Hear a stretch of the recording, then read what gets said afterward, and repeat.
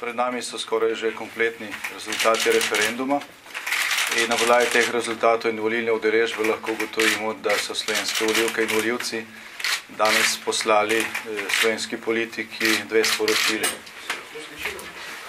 Prvo sporočilo se nanaša na sam zakon in to sporočilo je popolnoma jasno. Obstoječa ureditev nacionalne radiotelevizije je po mnenju več kot ustavne večine volilnega telesa, ki je danes glasovalo, ustrezna in ne potrebuje takšnih sprememb, kot jih je predlagala vlada. O tem, zakaj smo predlagali referendum in o tem, zakaj te spremembe, ki jih je predlagala vlada, po našem mnenju niso dobre, smo veliko govorili v sami predreferendumski kampanji in te stvari ne bi ponavljali. Veseli pa smo, da so volivke in volivci, ki so danes glasovali, to zelo jasno razpoznali in se na tem mestu vsem za ta glas tudi iskreno zahvaljujemo. To prvo sporočilo je, kot sem dejal, že prej zelo jasno. Obstoječa ureditev je po mnenju praktično plebiscitne večine volivk in volivcev, ki so danes glasovali, dobra, oziroma bistveno boljša od tega, kar je ponudila vlada. In spremembe, statusne spremembe javnega zavoda seveda niso potrebne. Prav tako je jasno, da je kljub temu, da je vladna koalicija na veliko govorila o tem, da je potrebno javni zavod radiotelevizija, slovensko radiotelevizijo depolitizirati, vodila izrazito politično kampanjo za ta zakon. V propagandni brošuri, ki so si jo privoščili za drage denarje in ki ste jo vsi dobili na domove, je bila zbrana plejada mnenj slovenskih politikov, tranzicijske levice, aktivnih in tudi že upokojenih, ljubljanskega župana, ki se razglaša za nekakšnega nepolitika v politiki tranzicijske levice.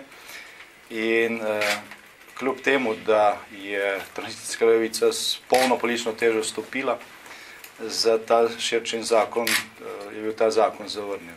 Torej je v tem prvem delu sporočil tudi pomembno politično sporočilo. Drugo sporočilo pa je možno razbrati iz volilne udeležbe.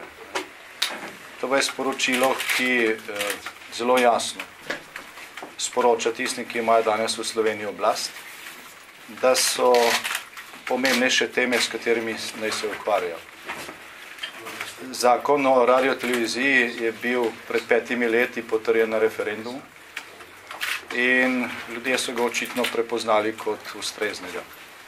Zagotovo ne dajo prav vladni koaliciji, ki je smatrala za eno od prioritetnih nalog, da ravno ta zakon spreminja. Da spreminja ta zakon, da ureja status tako imenovanih izbrisanih, da ureja odvetniške tarife, da ureja status in privilegije notarjev in drugih posebnih skupin, in so to vzeli kot neko politično prioriteto, namesto da bi se ukvarjali z izhodom iz gospodarske krize. Zaradi tako napačno obrnjenih prioritet sedanje oblasti oziroma vladne koalicije je Slovenija v tem trenutku ena redkih evropskih držav, ki je še vedno v krizi oziroma ki caplja nekje med stagnacijo in minimalnim razvojem oziroma minimalno rastjo, po nekaterih makroekonomskih podatkih celo med stagnacijo in recesijo. No in to drugo sporočilo je po mojem mnenju izjemno pomembno in jaz upam, da ga bodo vladajoči znali razbrati. Pomembnejše teme so od teh, ki se jih loteva vladna koalicija.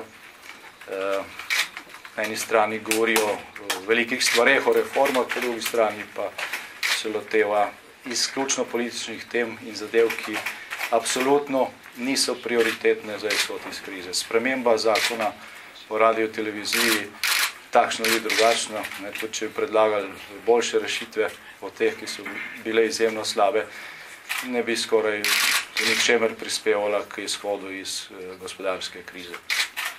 Torej, ti dve sporočili, ki so jih danes ljudje poslali, tako tisti, ki so glasovali, kot tisti, ki niso glasovali, so nekaj, kar bi morala vladna koalicija vzeti resno in se odločiti za eno od dveh alternativ.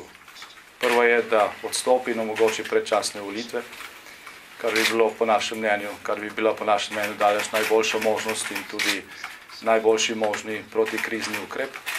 Druga možnost pa v primeru, če tega ne želijo in če želijo vztrajati, pa je, da spremenijo prioritete pri svojem ravnanju, da se nehajo ukvarjati z ogromnimi zadevami, ampak da se dejansko spopadajo z gospodarsko krizo in začnejo delati korake, ki so znani, ki smo jih tudi mi predlagali v naših paketih protikriznih ukrepov in ki bi morali imeti eno samo skupno izhodišče, to pa je ustvarjanje novih delovnih mest.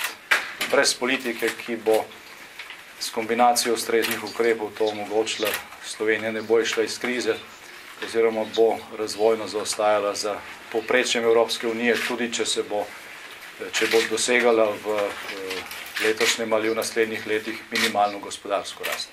Evropska unija bo dosegala v tem času višjo, znatno gospodarsko rast, Nemška v letošnjem letu bo skoraj 4%, najboljša v zadnjih 15 letih.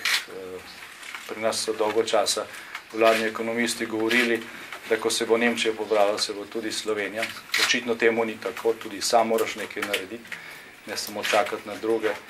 In zato koalicija skrajni čas, da v primeru, če ne želi predčasnih volitev, naredi resne korake v tej smeri. Jaz mislim, da je vladna koalicija prišla v težave, ker se ni sprejel nov zakon, z digitalizacijo bo pa vse v redu.